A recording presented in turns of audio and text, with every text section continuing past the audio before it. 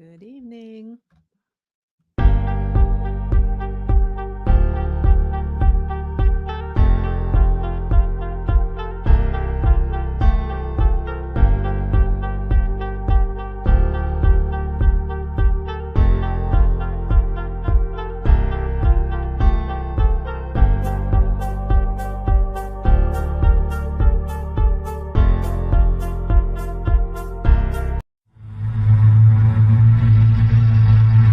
You're listening to Chasing Prophecy Radio, where we discuss anything and everything beyond the scope of normal. On UPRN Talk Radio FM 107.7 in New Orleans and FM 105.3 in Mississippi. If it's unexplainable, we're talking about it. Whether you're a believer or a skeptic, we cover everything where the unknown becomes the known. And now, here's your host, Jenny Nicasio. Hello, everyone, New Orleans and beyond. This is Jenny on FM 107.7 and 105.3 in Henderson Park, New Orleans, and streaming everywhere around the world. I'm Jenny Nicasio, streaming on the United Public Radio. I hope you all can hear me. Sometimes this thing doesn't really work. Sometimes it does, and hopefully it does tonight. So I just want to let everyone know that you can comment in the chat if you have any questions for me or our guest tonight. But first, I want to talk about some of today's hot news in and around the world and in the paranormal realm. Ron DeSantis withdrew his candidacy for the presidency. So that's good. That's good news for all the conservatives out there. It's a hot topic all over the news tonight. So if you want to chime in anytime, you can chime in. But we're going to look at some news headlines today. And around, well, just not today, the last couple days. So the UFO and extraterrestrial realm. Recent headlines discuss the legislators and the classified briefing of the jellyfish. UPA. I think I said that wrong again. But there's a lot of talk about that. Jeremy. I can't remember his last name, but anyways, I think you guys know who he is, who has the documentary UFO Revolution out there. I don't know if you had a chance to see it, but it looks like the Pentagon did what they said was they didn't deny it or they didn't confirm that it was true. It was authentic. So that leads me to believe that it's probably for real. I don't know if you had a chance to see the documentary, but I watched season 1, 2, and season 1, episodes 1, 2, and 3. And it looks, at first when I saw it, I thought it was a smudge on the lens, or even some people thought it was snot. But the more you look at it and how it changes, it makes you really believe that it could be something. So that's good news. But the Pentagon said that they're not denying it, but they're not confirming that it is authentic. So I think it's the only thing I don't understand about all these hearings that they plan to have and had in the past. Their transparency is not like, I thought they were going to let us know what it is. A lot of people claim that they don't think we can handle the truth. I don't understand why they think we're like little kids sitting at the little kids table at Thanksgiving. I don't get it. We're adults. We can handle it no matter what it is. But that's one of the things. There's also unexplained astronomical events out there, astronomy events that's happening. Astronomers have reported and discovered a cosmic object that defies current scientific explanation out there. They're not telling exactly what it is, but they're saying it's unusual. But that's something to keep your eyes towards the news to see what they come up. What is this? Is this another black hole? Could it be some kind of portal out there? Is it a new comet that's going to hit us? That's something to think about. I'm not really sure I like the idea of a comet coming at us at, from billions light years away. So that sounds like it could be good. But there's a new documentary out there, and I'm trying to get the author on. I've emailed him a couple times. It's a new docu-series, it's called God versus UFOs.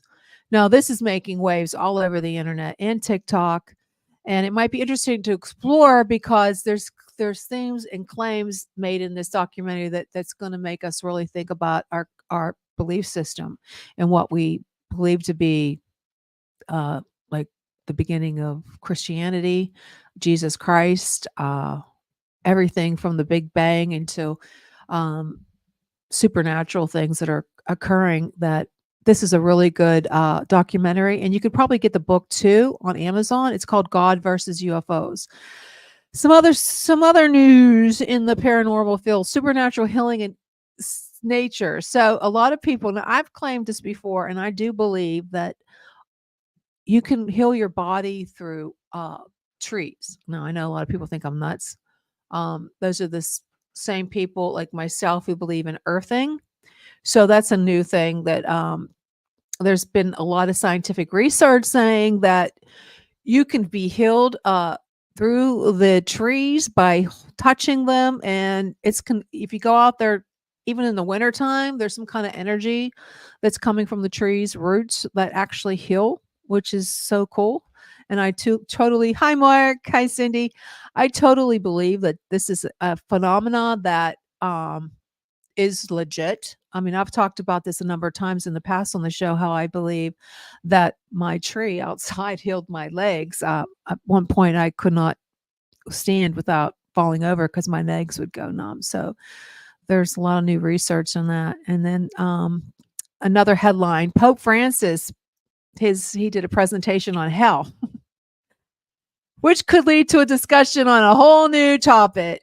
So we're gonna delve into that in future shows, and how he believes hell is, something really legit. But I heard a lot of stuff in Catholic religion that they talk about hell and they deliver us from evil, but no one really actually has a open discussion about it. So this is something to look at. Some other news: a woman believes she contracted cancer due to the curse of Pompeii. So I don't know if you know the whole story about Pompeii, but that's something you never know. There's a lot of discussion on that in the paranormal field about that too, about how she was cursed and now she has cancer. I think that curses are legit. I do believe they've been cursing people forever. Even talks about curses in the Bible, so that could be something to talk about in the future. More news: alien observations and ancient civilization. There's a theory suggesting that aliens could be observing ancient civilizations on Earth. Now, we know this through all the caves. If you go back in history, there's caves that actually show figures going even into the pyramids, in those caves where they have all the mummies, that there are pictures of human beings with helmets on. So they could be ancient aliens. So that's good that they're talking about that now. And they've always been talking about that. And another news: in Uganda, an African magician reportedly used bees to handcuff a thief. This could open a discussion. Could you imagine being handcuffed with bees? Oh my God.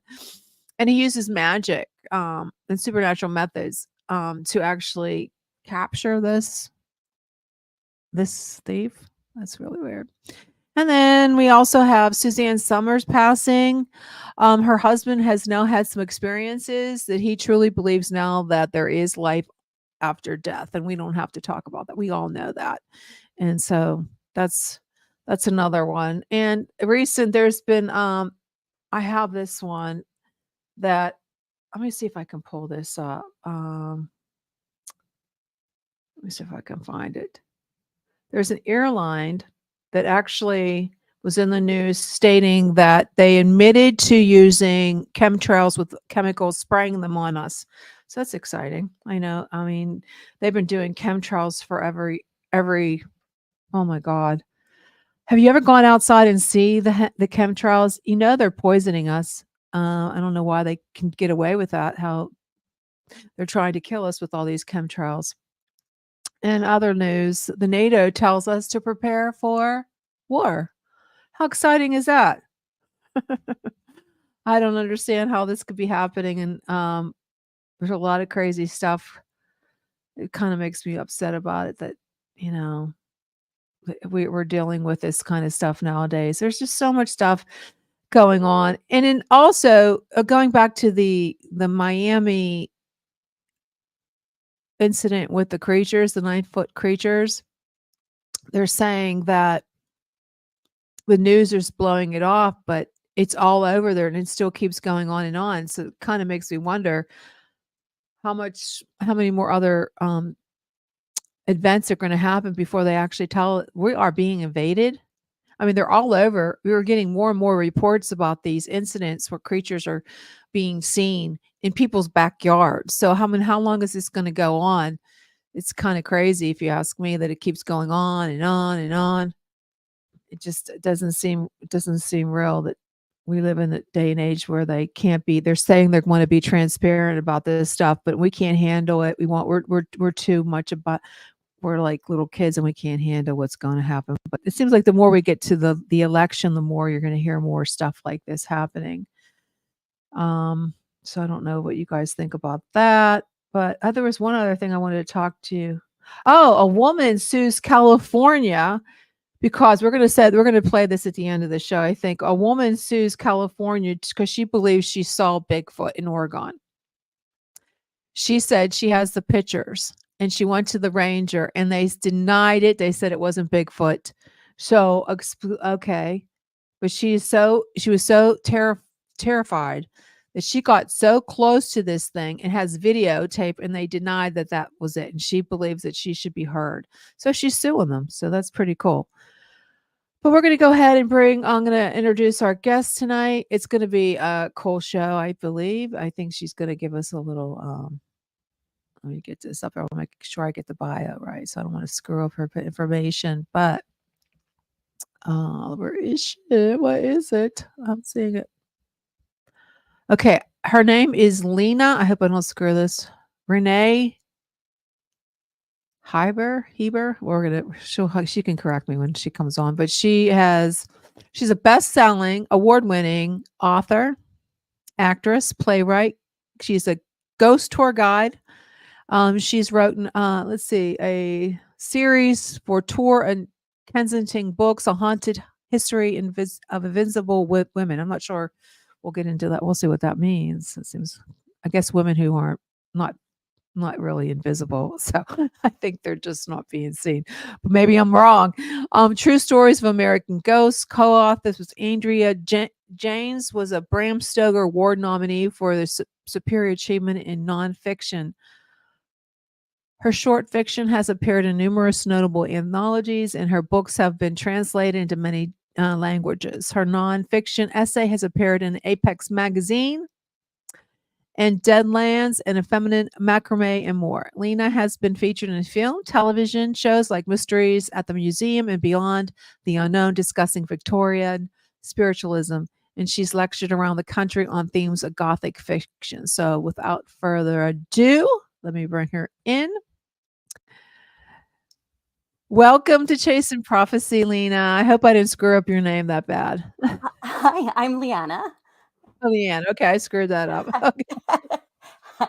Hi. I'm here to talk about A Haunted History of Invisible Women, True Stories of America's Ghosts, which is a book that Andrea and I wrote in fall of 2022 is when it came out, and we've been talking about it ever since. It's been a real, very popular book that has discussed how the intersection of women's history and the paranormal has a lot to say and a lot to tell us about how we view women alive and dead.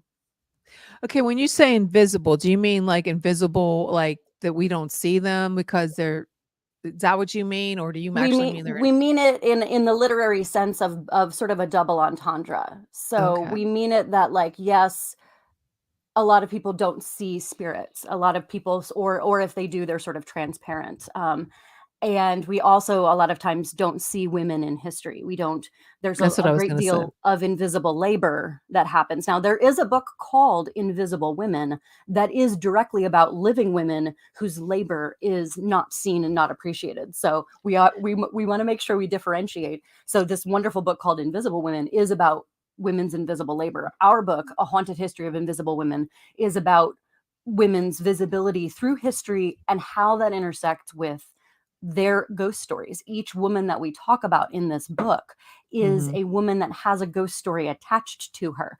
The veracity of this is sometimes, completely up in the air. In several cases, there have been complete fabrications of stories. But even where we note that there has been complete fabrication, the reasons why people have felt compelled to make something up, we still feel that that's important to discuss because it's still storytelling. It becomes urban legend. And at a certain point, sometimes if you believe something enough, it starts to have its own truth. It starts to kind of become its own reality in its way. So we try to walk the line between truth and fiction as best we could, without being able to prove anything. Andrea and I are historians and tour guides. What we can verify is when a certain building in New York City was built and what the city Yeah. records have to say about it and who lived there. And then the paranormal stuff, we're not, frankly, personally invested in disproving or proving one way or another, because it's really about the story.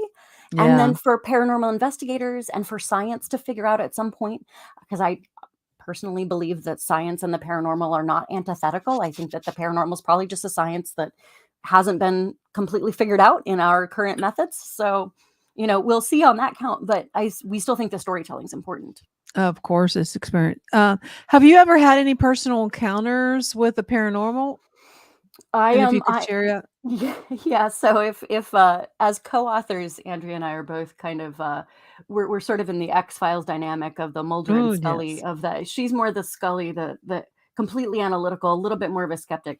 I'm the one that's really more the believer, and I've had more personal experiences. Now she's had some uncanny things that she'll be the first one to say that they've been these things she can't quite parse, but I've been having them more consistently in my life since I was a child. Can Um, share a couple. yeah, so ever since I was young, I just there were certain things that I would tap into that I couldn't know how I knew something. Things that I've sort of attributed to past life knowledge, things about the past that I knew that I hadn't necessarily been taught, yet I knew the answers to some of those things. When I first traveled to London when I was in college, I knew my way around, even though I'd never been there. And sure, I'd done some studying and things like that, but there was just that innate sense of being somewhere before, even though you have not been corporeally there, some kind of connection, things like that. When I was researching things, I've been a writer for as long as I can remember. When I'd be researching things, because I was always interested in historical accounts, I would sometimes be tapping into things before I even read what the truth of that was. So having worked in many different haunted places, I also had many different encounters and moments in different haunted spaces. So before I moved to New York City in 2005, I was living in Minneapolis, the Twin Cities. And I was living primarily in St. Paul during my run in the Twin Cities, and I worked for a haunted cave, Oh, that's the interesting. Wabasha Street Caves. It was really cool. It was a speakeasy in the 1920s and 1930s during Prohibition, and things would go on there that we would sort of attribute to the boys, because there were bullet Mhm. holes in the fireplace there, Oh, and wow. there was evidence of violence. And so it was thought that during those mafia years, when the speakeasy was a part of it was a location on the bootlegging run of illegal liquor coming down from Canada and over across to Chicago, with St. Paul being the hub because the mayor was really in bed with the mob at that point, and like pretty much let it be a free for all. And so the cave where I worked had a history, and Mhm. we thought it was not possible to really prove this because they didn't exhume the back caves, but it's thought that those who died, and the evidence of the bullet holes were probably buried in the back caves to dispose of the bodies easily. Those caves had been mushroom farming caves in the 19th century. So they had their own long-standing history before it became this nightclub. So with all of that being said, the boys would move things. They would turn on lights when we'd turn everything off. When I was leading tours through there, I would be the only staff person there. It would be a nightclub and an event venue in the evenings. And then during the days, we would take groups through. So it was just one staff person there. It was just me. But the old historic photographs that I would set up, they'd almost always be upside down by the time I got back to them. I'd set them up on the easels right side up. And then probably the most notable thing, the thing that kind of makes me chuckle to this day, and the thing that is the most direct evidence for me of something otherworldly, is I was tipped by a corporate group I'd led through, and they tipped me a $50 bill. And I was there as an actor. I was a starving artist, and that $50 bill was going to be groceries for 2 weeks. And so I tucked this $50 bill in my back pocket of my work outfit, and I buttoned the back pocket, and then I went to close everything up. And when I went to the door to put that $50 bill in my wallet, that $50 bill was not there in my pocket that I had buttoned, and I'd taken specific care. Like I'd folded it, I'd tucked it in, I made, one doesn't just be casual about a large bill. So I retraced all my steps frantically. Everywhere I'd been, in the back cave, in the ballroom area, in the dining room area. There was only a few places that we actually would take people through, only the finished parts of this. And so nothing was there. And I did this several times. And finally, I just said to the room, which is sometimes how we would have to resolve things. I just said to this open ballroom area, boys, I know that you all dealt in money, but I am corporeal. And I understand that money is what you know. It is what I know too. This corporeal body needs that $50 bill. With all due respect, right? So I didn't know what else to do. And in my experiences, sometimes when you're in a place where something odd might be happening, actually kind of confronting it, actually not in an aggressive way. I don't like going into a space and like being aggressive towards spirits or anything, but basically just sort of drawing the line is sometimes helpful. So when I went my rounds again, there was my $50 bill laying crisp, laid out flat right below the bullet holes of the fireplace. It was just laying there like it had been specifically laid out. I had folded it like 4 times. It was laid out crisp right below. I hadn't even gone over there by the bullet holes. I hadn't even gone towards it. So I couldn't have dropped it over there because I hadn't gone close to it. I point it out. It's very obvious from across the dining room. All of the bullet holes and the grazing is very definitely they were playing trick on you. So I said, all right, well, boys, thanks for returning my money. That's very good of you, because otherwise we're going to continue to have words. So that's when people ask me, like, how do you deal with being in haunted spaces? And I'm like, well, if you don't like what's happening, then you do have to draw your own boundaries, and you do have to sort of establish the line between, what your corporeal world needs and what they're trying to get you to acknowledge. If we have time, I'll definitely. I have a couple of other stories about go ahead. Boundaries. That's what we're. I'd love to hear ghost stories. All right, go for it. Yeah, I was researching another book, and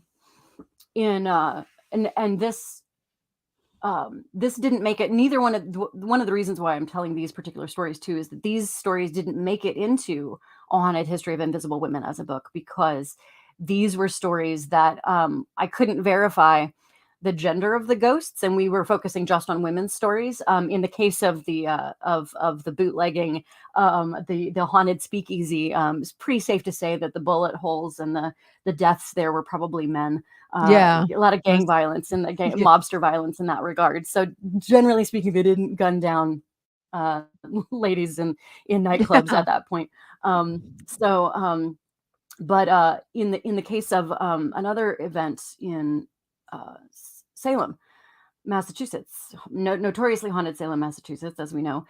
Here was an interesting haunting that didn't have anything to do with the Salem witch trials, which we do write about in A Haunted History of Invisible Women because of the sort of psychic stain that violence has left on that small town, and how the town still grapples with that. So we do talk about that in the book, but in this case, this was completely separate. This was just the case of a haunted building, namely the Hawthorne Hotel. Now, this is notably a haunted hotel. They will be the first one to tell you that. In fact, they advertise their various hauntings on their blog. Haunted hotels, it's good for business.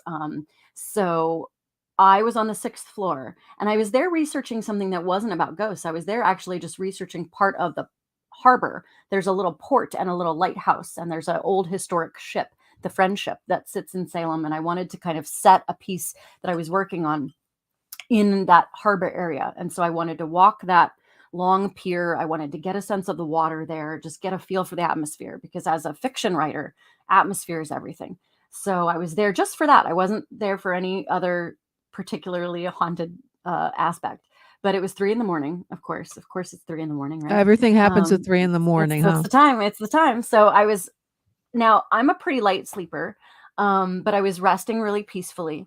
But I was awoken by a very strange sound at 3 a.m, and I listened to it for a little while. Now, I should say that just because I'm a believer, doesn't mean that I will go and believe that something that's happening is paranormal right away. I don't believe that right away, because I don't think that we should let our imaginations rule us, because we are powerful. Our minds are very powerful, and we can be inventing stuff all the time. And we can create a haunting just with our mind. And I've done that before. And so I don't want to lead with that. I want to lead analytically and say, okay, what am I actually hearing? What could be making that sound, and why and how? And it's this very distinct sound of jingling keys. We all know the sound of jingling keys. That's something that's very familiar to us. And it was going up and down the hall, back and forth. But then I started thinking about the other things that I was and wasn't hearing. The jingling sounded far away, like I was listening to it through glass. That was curious. And then I thought, why am I not hearing footsteps? I'm just hearing the keys. I'm not hearing any footsteps. It's an old hotel. It was built in the 1920s. So not as old as some of the foundations of Salem, but it's still been around at that point, almost a century. And old floors creak. You can hear footsteps, even though it was carpeted, so it would have been muffled footsteps, but you would still hear footsteps. And I heard no footsteps. And so as I'm considering this, the jingling is getting closer to my end of the hall. I'm the last room at the end of the hall in room 606. And this jingling is getting closer. And then I think to myself, why am I hearing keys at all? Because the Hawthorne Hotel right now it's a key card entry. So no one would actually have their keys out to get into their room. Okay, so these are two things that do not add up.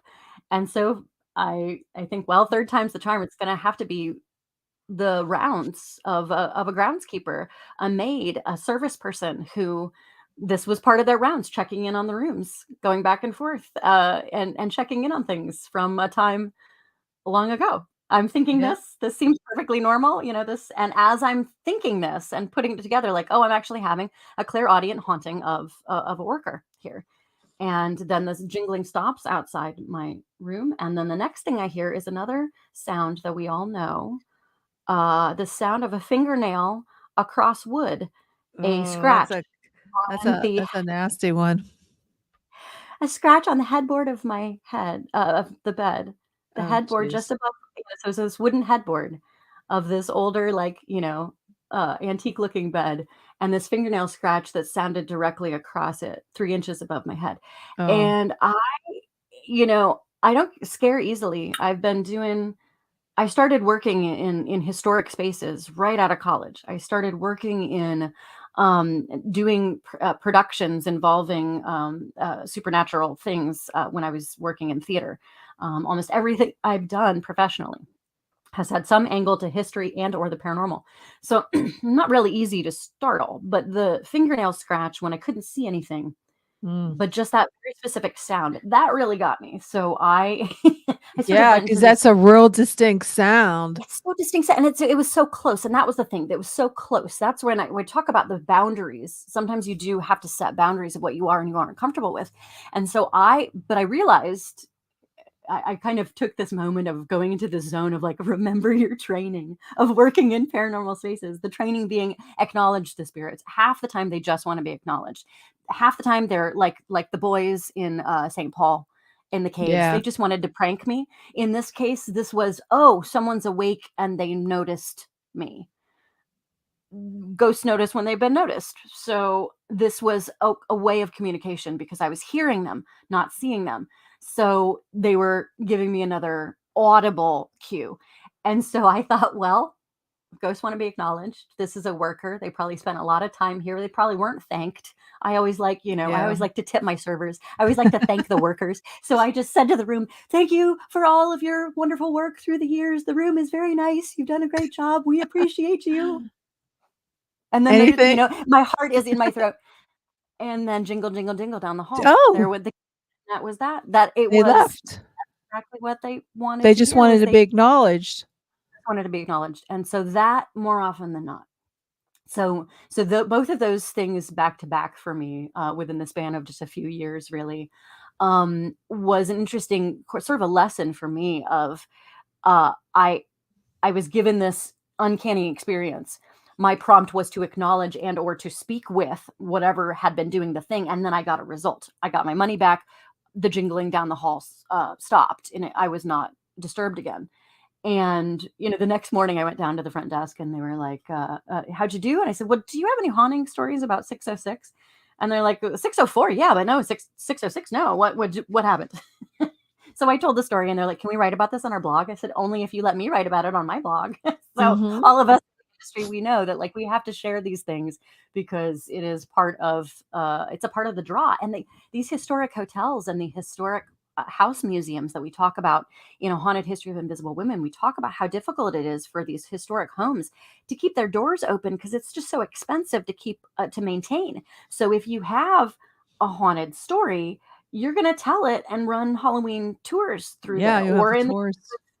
of the Winchester Mystery House that I do a whole chapter about, you're going to have a fine line between fact and fiction there because the story is what people bought into. It's why they got the ticket, even though a lot of that history was falsified. So I really understand and empathize the fine line that a lot of people are put into. So we do talk about the ways in which we think that that's been harmful in some cases, where it's adding sort of insult to injury onto his places of historic tragedies.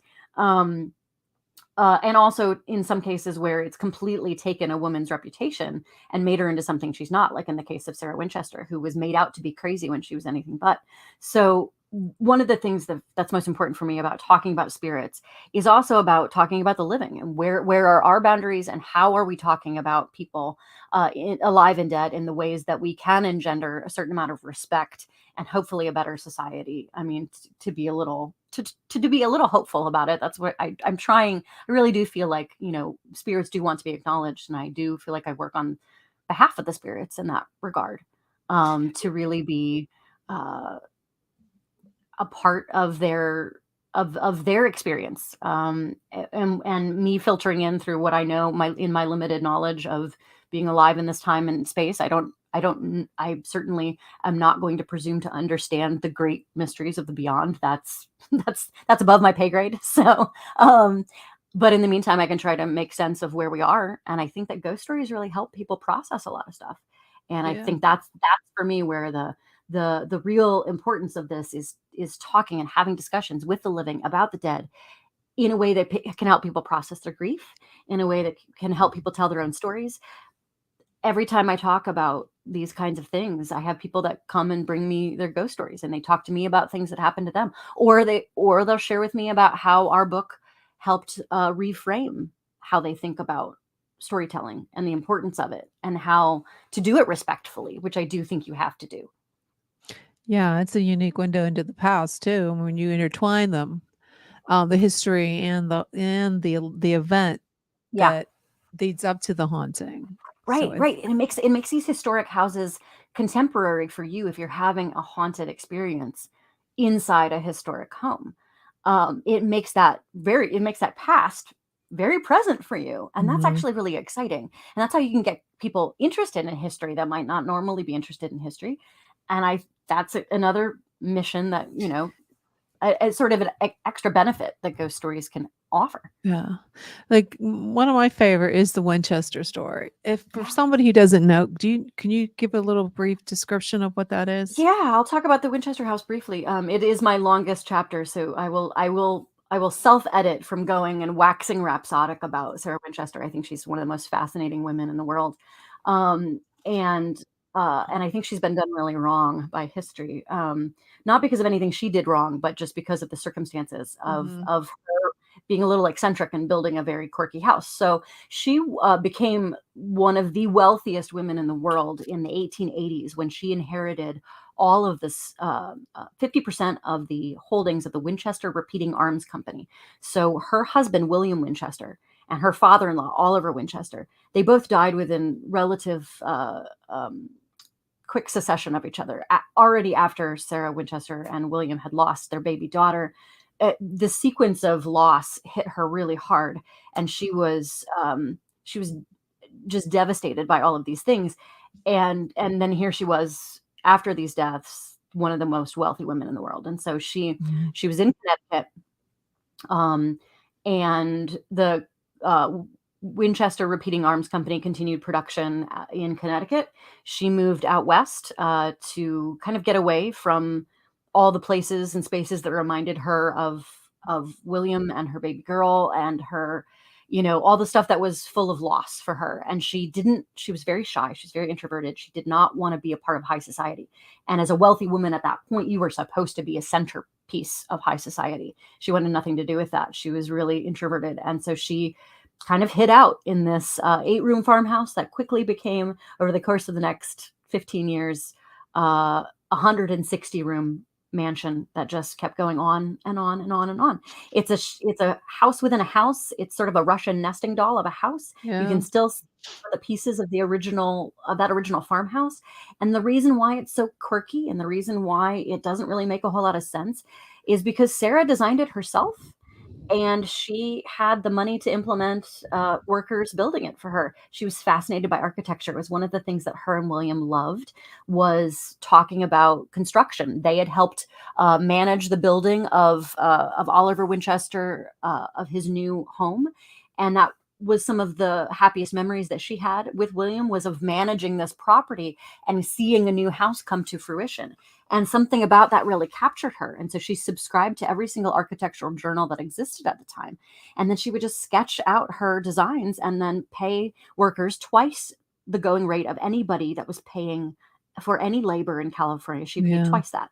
And she engendered this loving group of people. She would give her workers houses on her 160 acre. So it was both 160 acres and a 160 room mansion. It was this huge sprawl. And it was all farmland. It was orchards, and that paid for the house itself. It was a huge operation, but the orchards were profitable, and she was getting money from the Repeating Arms Company. But there was a lot of people that had a lot to say about her, and they didn't have access to her. So rumors spread really quickly about why was she doing what she was doing. Was she Very quickly during her lifetime, the rumor spread that she was a spiritualist who had been told by a psychic to go west because you are being pursued by the ghosts of those killed by the Winchester rifle. Sarah never said one way or another how she felt about the guns. It was Mhm. one of those. Oliver Winchester had created the company, had bought the Winchester Repeating Arms Company. He bought it to try to get contracts for the Union soldiers. He wanted to actually for the Winchester Repeating Arms Company to be the company of the Union Army. That contract didn't happen, but westward expansion did. And it was a gun used by lots of folks. Native American tribes used the Winchester rifle. They called it the spirit gun because it kept firing. Mm. And so, there was lots of anxieties about gun violence that our country's not ever come to terms with, that were being kind of put on to this woman and her choices that people couldn't fathom. Why was she building this endless house? Well, frankly, it was like a dollhouse. She just had the money to make it real. And she just, Yeah. She just so kept on. so there's no verifiable name that tracks with any of the people who were advising and being spiritualists at the time. There's nothing that tracks it to a specific person, and the people closest to her, her niece and her workers, her secretaries, they said, no, she wasn't a spiritualist. She never held seances here. I don't know what you're talking about. But it was a convenient thing for people to say because it was this juicy rumor mill about the lady with all this money who doesn't let anybody in her house. She was cultivating sort of air of mystery, not because she wanted to, but just because everyone wanted access to this wealthy lady who was only ever seen in veils. She never stopped mourning William. She never remarried. That was another thing. Here's this wealthy lady. Women are supposed to get remarried, especially at that time in the Yeah, late really. 19th 20th century. Here she was, the queen of her castle with no lord over the manor, as it were. And folks wanted in. They wanted access to big parties and things like that. She didn't let anybody in. She was only seen under a mourning veil. She had rheumatoid arthritis. It was starting to disfigure her. She was very self-conscious. But it made it much more of a story to be that she's this, crazy lady who's eccentrically building on her house to stave off the ghosts who want to get her. And that myth completely became codified when she died, and the house was not mentioned in her will. She didn't mention the house in her will to anybody. So she built the extra rooms to ward off. She wanted to confuse the ghosts, or no, that's all a story. I'm sorry to burst anybody's bubble, but that's all a made up story. She kept building because she enjoyed the process of architecture. I don't So think she just did it because she enjoyed making a bigger home. She enjoyed architecture. She loved employing people, and her father was a woodworker, and he built cabinets, and she loved woodworking, and she loved the craft of it. I think in her mind, now there is eccentricity here. Like, while she wasn't completely a madwoman and building feverishly to appease the ghosts, that was never something she said to anybody. That was never something she wrote about. That was never something that any of her loved ones who were in the house, any of her staff, ever verified. They're like, that was a story to get people to buy tickets to that haunted house that opened after her death. But so the reality is that, yeah, it's a quirky choice. And so, yes, there's an eccentricity there. There was an obsession with building, but it wasn't necessarily tied to this madness of trying to escape ghosts. In this regard, it was just kind of her hobby. It was like a train layout for somebody who's a model train enthusiast. Now, is the place haunted? Sure, but it's haunted by people who lived there and loved her. She had a very close relationship with her staff. Some of the additions that don't make sense are because with her rheumatoid arthritis, there's only certain places she could get around in the house. So she made some adjustments to be able to actually get around the house. The switchback staircase that has these tiny little steps, it's not there to confound anybody. It's there because she could only lift her leg a little bit. And there's certain passages that were built because she had a wheelchair, and there was a little bit of she had an early electric elevator that would go into some parts of the house. There's other doors that go to nowhere, yes, because when the 1907 earthquake hit, half of the house fell down. It was 7 stories, and then it became 4 stories after the earthquake, and she didn't rebuild. And because she didn't rebuild, that really made a lot of Californians angry. They thought she was sort of, people wanted to rebuild. That was like an act of defiance. It was an act of like, we are stronger than nature. And that was a real thing. And so because she didn't rebuild any of those floors and then just let the door go to nowhere, people had a lot of opinions about that. And they wrote about them in the newspaper about how this crazy lady wouldn't rebuild. And all of these things just became this aggregate rumor mill that has a little bit more practicality than it does of any of the myths and legends, but the myths and legends had taken hold during her lifetime and were kind of impossible to put back in the box once those had gotten out. And the building opened a year after her death as the Winchester Mystery House because the guy who took it over was an amusement park operator. So he's like, okay, we're going to make this into a mystery house. Yeah. Did he make up all the stories that went along with it? When you the obsession with 13, she did have some of the staircases did have 13 steps. But the 13 seance hooks in the seance room, those were added. A staff person can tell you that that seance room was a gardener's bedroom. It was not a seance room. Was there any stories that were like ghost stories that were true? Do you recall when you wrote the book? There are. The house is haunted.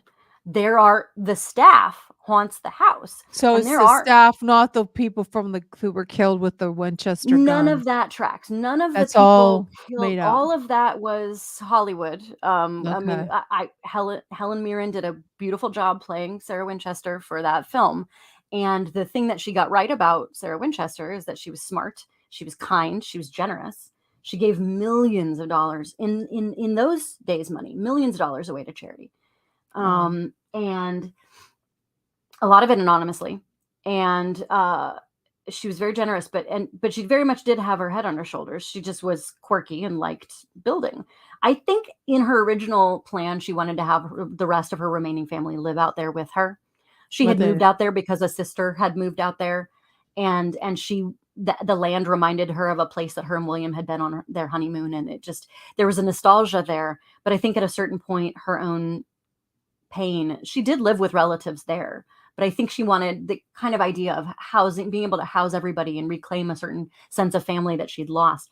There really was a grieving Kinda widow at the sad. heart of this, a grieving mother at the heart of this. And the Mhm. grief is there, and you can feel that. And the house still remembers, like, now this is me kind of putting this on the house a little bit, but when I went into the room where Sarah So passed, she did pass in you've the been house. there? Oh yeah. Oh, I was not about to write about this place without How long spending did it time there. take for you to go through the whole house?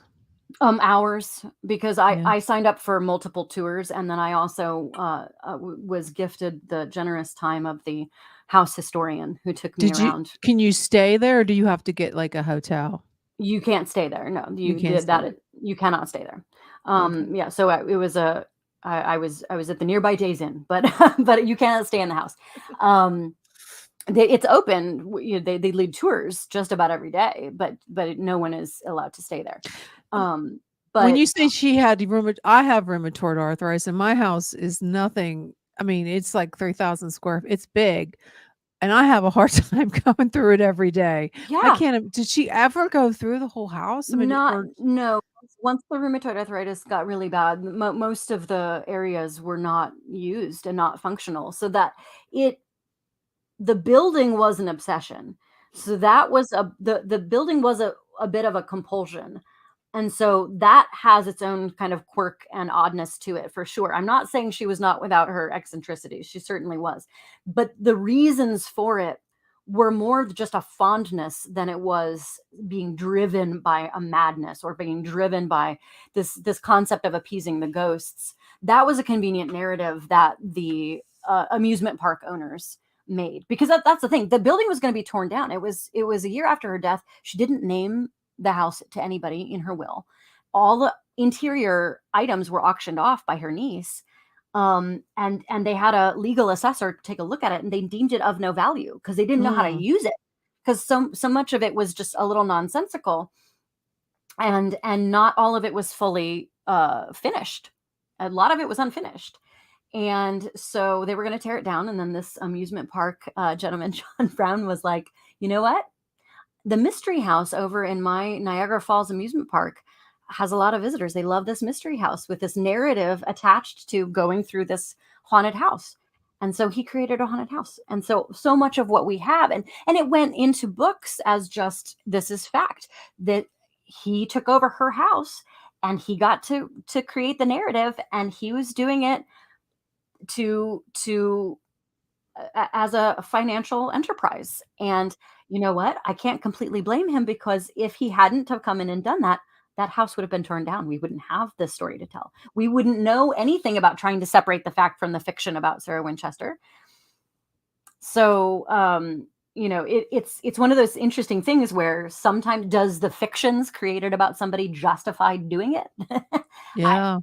I don't know. See, that's, and I don't necessarily try to tell you what to think. What I do try to do is give you a sense of the generosity of Sarah Winchester, her love of her staff, the staff's love of her, and the fact that yes, it is haunted. Don't you worry. When you go to the Winchester house, you will hear stories of the hauntings.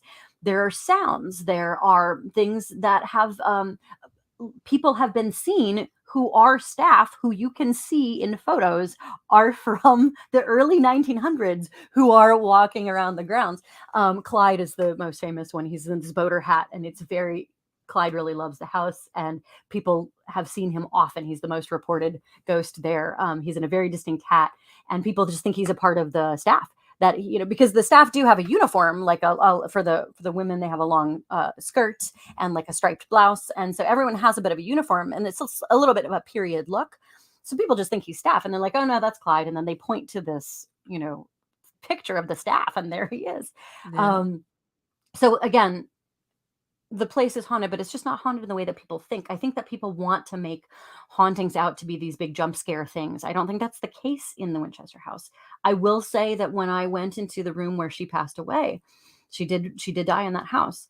When I went into that room, my heart actually had I had a palpitation, Mm. and time did that weird thing that it does sometimes when you're in a place where there's some kind of haunted resonance. Like energy. um yeah, you can feel the energy, and I I didn't know that was the room that Sarah passed away in. I just had this moment, I had this experience, I had this physical reaction, and then the tour guide told us that that was the room where she passed. And we had seen other bedrooms that had been recreated to look like what they would have likely looked like at that point, although there weren't many interior photographs ever taken of the Winchester mansion. So they were rebuilding a lot of it and replacing it with period appropriate furniture. Everything had been sold off after her death. So it was an approximation. So we'd been in other bedrooms, and I didn't know that this was the one that had been hers. And then that heart palpitation was a little bit telling, because then they said that she actually did die of a heart complication Oh, in that wow. room. And so something in me and something in my body kind of knew and felt that ahead of hearing that. So if you're open to things, you will experience something there. You'll feel it. And then when it's Halloween, they do a terrifying haunted house that they create, and they make jump scares for you, and then you can go and be absolutely terrified, because That's they true. do like Hollywood special effects, everything. It's incredible. It's a great setting for these things. And again, the house has to make money. The guy who runs it now and owns it now is used to work at Disney. So, everybody's got to figure out how to It's a great keep. tour attraction. Yep. So it's a tourist attraction, and that's the house historian is like, she said to me, she's like, I have to walk a very fine line, because I have respect for Sarah, and she could tell that I did too. So I encourage my guides to say, here's the myths that were told. Here's the truth of it. Here's this strange house. It is weird. It's confounding. You get completely confused. I got so lost. Tour guides who work there still get lost. So it is confounding. So there's absolutely reasons why in a lot of these cases where there's stuff there that's weird and unusual, and it draws us in. I just prefer when people know the fact versus fiction is all. That's good that I like how you do that. Victorian spiritualism plays a significant role in your work. Okay, what aspects of the period fascination with the afterlife do you find most compelling? The whole realm of Victorian spiritualism is, to me, it's so fascinating, because there's two tracks to it. There's the people who were legitimately trying to help, and sort of serve as the role of modern grief counselors. And there were many people who were absolutely legit as actual psychic mediums, who were working probably very quietly, people whose names were never on theatrical marquees, people who were not out for their ego, people who were just doing it almost like an itinerant preacher, or a traveling doctor, going from kind of house to house, and then just asking for enough money to get to the next place, and just living very simply and looking at it as a calling in that regard. Those are the type of spiritualists that didn't get famous. The Mm. ones that did were the ones that put on elaborate shows and liked to fool people. So there were plenty of folks who got into spiritualism because it was popular, because they enjoyed a parlor seance full of tricks. A lot of them were very good magicians. And so most of the really famous cases that we know, a lot of which were debunked, were about the spiritualists who were trying to pull the wool over eyes. And also, I think there is room for a sort of a third class of people who are probably psychically gifted, and who I believe did have some talents, but because audiences expected something night after night, And I know from my own personal experiences, ghosts are kind of like cats. They don't always come when they're called. So sometimes you have to resort to tricks because everyone was a paying customer at a certain point, and you had to deliver on something. And ghosts are unpredictable, and so they're not reliable. So a lot of times there would be maybe a legitimate sensitive who did have to rely on, if they weren't able to make a connection, they're going to have to rely on a magic trick to give the audience what they wanted. And some people, even after folks were debunked, they would still go back. They would still pay to go again because they enjoyed the show of it. So it was this fascinating mix of yearning to connect at a time when, in the 19th century, even though technology was rampantly making new, interesting technologies for us, the Victorian era saw the birth of telecommunication, wireless transmissions. We have telegraphs to telephones to electricity, mass migration from rural areas to city areas. You have all of this change, and people were like, what about our spirit? And people were still dying of lots of outbreaks of cholera, yellow fever, red fever, tuberculosis, all kinds of mass death. Women dying in childbirth was a really high number. Infants, 1 out of every 5 infants didn't make it past their 5th birthday. It was a real time when people were struggling to hold on to faith, because faith was also splintering into all kinds of different factions. And you have the birth of all kinds of new offshoot religions. You have interest in the occult. You have interest in all of these different things that is across all the Abrahamic faiths. They're creating new different schools of thought. And so this was a real huge time of not only technological innovation, but of like spiritual and philosophical innovation and questioning. And the thing that I find most interesting is that this was an area where women were at the core of the spiritualist movement. Women were at the core of it. The Fox sisters were the inventors, basically, quote unquote, of spiritualism. But they were tapping into what was already in place between the Shakers and the Quakers, who were Society of Friends. The Quaker movement was very interested in communing with the Holy Spirit, but a lot of the language of the spiritualist movement adopted a lot of Quaker and the later Shaker terms of thought. And the Shakers were founded by a woman, Mother Ann Lee, who was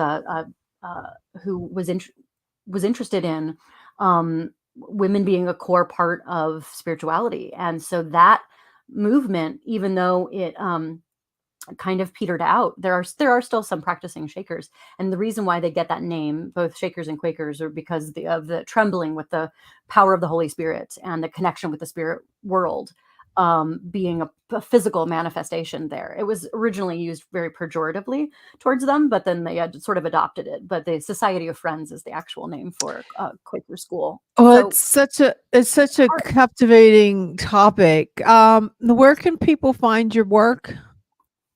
So, A Haunted History of Invisible Women, True Stories of America's Ghosts, can be found wherever books are sold. So it is published with Kensington Books. And so if it's not on your local Barnes & Noble shelf, you can order it in. Barnes & Noble's been pretty good about making sure it's always on their shelves. We thank them for that. Independent bookstores are great. If you have a local small bookshop you want to support, we would love if you would grab a copy there. So I'm at leannarenehieber.com. So if you just put my name into the search bar, you'll come up with my website. There's retailer links there. I'm on all the social medias. How often I check them is questionable, but I'm around. Is that do you have any? Is that a fiction book that you wrote to a series? So I have 16 fiction books out. So yes, I have tons of fiction books. So if you want my fiction, you can look me up and you can find me again wherever books are sold. The book that we've been talking about, that you'll see a whole chapter on Sarah Winchester, a whole discussion of Victorian spiritualism and women's involvement in Victorian spiritualism, which is really what I'm most interested in is the women's angle of the spiritualist movement. And it's mostly historical nonfiction, fiction.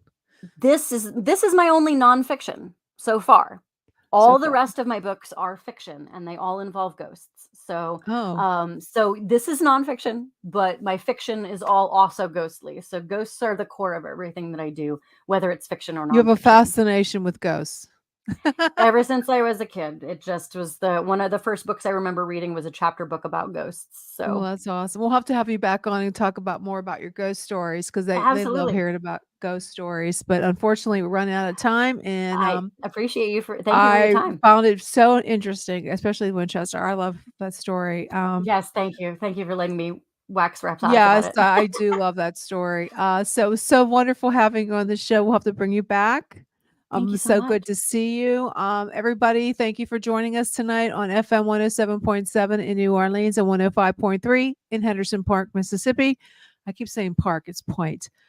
And this was sponsored by the United Public Radio. You have a great night, Thanks. everyone. Thanks again for joining us on Chasing Prophecy.